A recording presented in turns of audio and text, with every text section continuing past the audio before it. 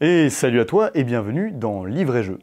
Aujourd'hui, je vais te parler du Seigneur Maudit, édité aux éditions Ogmios par Julien Schneider. Alors, il faut savoir que Ogmios, c'est le dieu celte du savoir.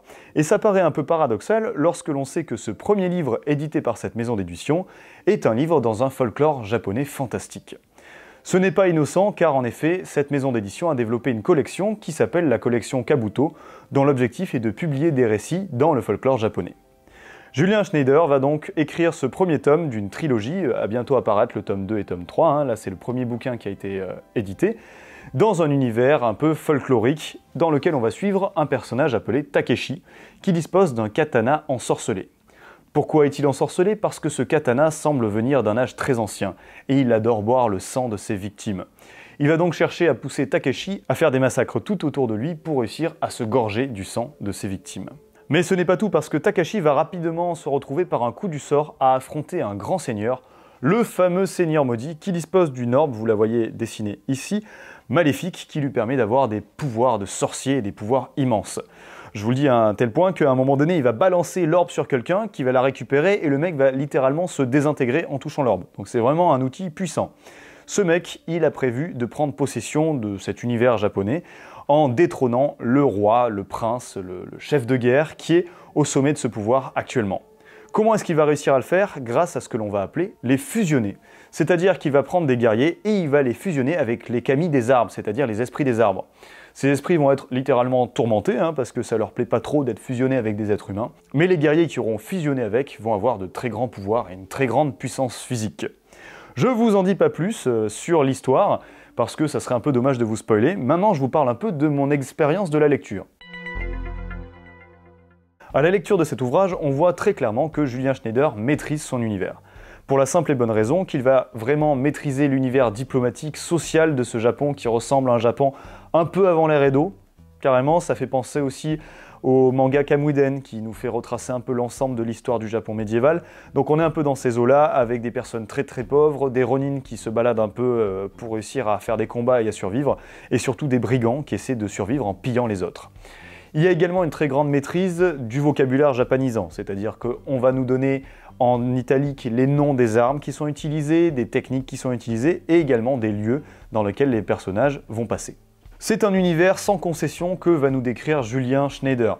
Un univers sombre dans lequel tout le monde va essayer de faire sa place par la violence, la roublardise ou la magie, comme le fameux sorcier qui va essayer de prendre possession du monde. Au niveau de l'histoire, vous l'avez remarqué, rien que de très classique, mais c'est assez agréable d'avoir l'impression de pouvoir suivre un truc qu'on avait toujours envie de lire. On a vraiment l'impression d'être dans des délires qu'on avait envie d'écrire quand on regardait des mangas, etc., avec des lames maudites, avec des ronin et des samouraïs qui s'affrontent dans un univers japanisant médiéval. Si vous avez toujours rêvé de lire ça, vous allez vraiment vous régaler.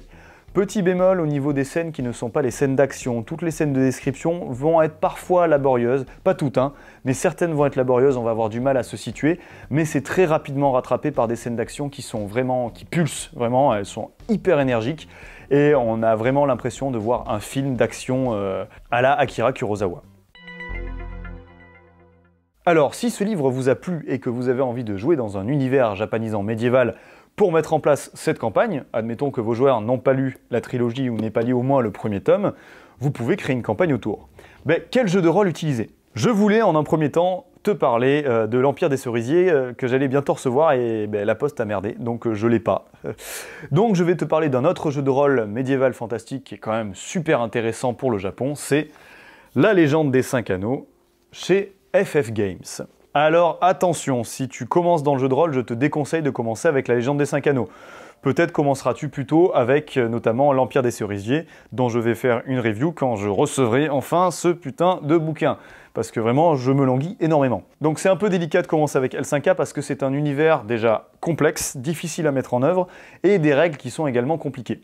Mais par contre, le versant opposé de cette complication, c'est que c'est un univers extrêmement riche, qui va retranscrire quasi parfaitement l'univers basé sur l'honneur et sur la hiérarchie du Japon médiéval. Donc si tu as envie de jouer dans l'univers du Seigneur Maudit, c'est la bonne occasion parce que tu vas pouvoir jouer des samouraïs, des ronins qui vont se balader dans ce Japon.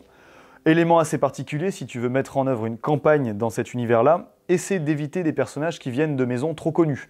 parce que dans l'univers des seigneurs maudits, ce sont surtout des exilés, des parias, des personnes qui n'ont pas franchement de lien direct avec la hiérarchie. Alors oui, s'il y en a, vous allez me dire si vous l'avez lu, mais du moins ils sont quand même un peu à l'écart par rapport à ça. Autre élément qui peut être utile et qui va te permettre de compléter justement cet élément, notamment par rapport aux armes maudites et aux objets magiques, le fameux katana et l'orbe maléfique du seigneur maudit, c'est le supplément Outre-Terre de FF Games pour la légende des 5 anneaux.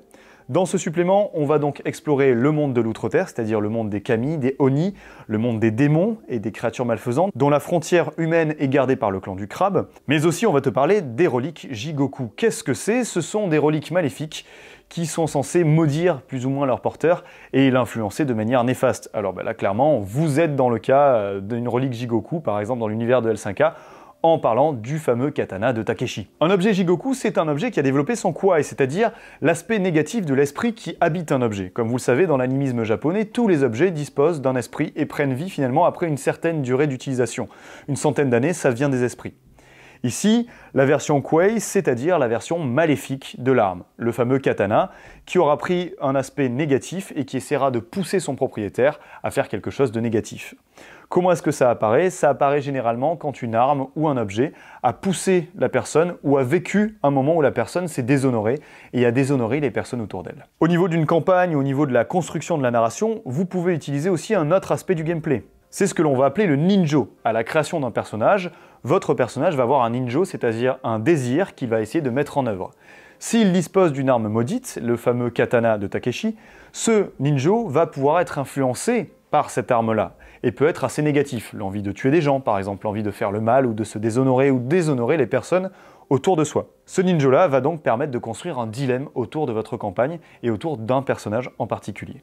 Je vais terminer en te parlant d'une campagne dans l'univers de la légende des 5 anneaux, qui peut justement t'inspirer et que tu peux mélanger avec le livre Le Seigneur Maudit, c'est le Masque de l'Oni. C'est une toute petite campagne que tu peux acheter dans la meilleure crèmerie, comme dirait Mehdi, qui va te permettre non pas de questionner le rapport des humains à un sabre maudit, mais à un fameux masque maudit qui appartient à un Oni. Et c'est l'occasion justement d'explorer le monde des démons, le monde des Oni, l'outre-terre, avec des personnages qui pourraient peut-être avoir des fameux katanas et des reliques Jigoku. En plus, c'est l'occasion d'avoir une putain de carte hyper stylée, donc regardez-moi ça, elle est trop classe, qui retranscrit un peu les différents lieux que l'on peut explorer dans l'outre-terre. Et évidemment, si tu as un peu soif, tu peux boire une magnifique gorgée de petits jetons qui sont à ta disposition avec cette petite campagne, qui sont, ma foi, fort bien illustrées. Alors, boire, oui, manger, non, parce qu'il y a des illustrations qui sont purement dégueulasses, vu qu'il y a des morts vivants, des créatures un peu malfaisantes. Ça donne pas trop envie de manger, mais en tout cas, c'est fort utile, même pour d'autres scénarios. Bref, j'espère que ce petit livret-jeu t'aura plu, j'espère t'avoir donné quelques indications pour pouvoir adapter Le Seigneur Maudit en jeu de rôle avec la légende des 5 anneaux. Et en attendant, si tu as lu Le Seigneur Maudit, n'hésite pas à me faire un retour sur ce livre, je serai ravi d'en discuter avec toi, et je te souhaite une bonne soirée. Santé! Bon, j'aurais bien aimé boire des jetons, mais c'est pas très buvable. Allez, ciao!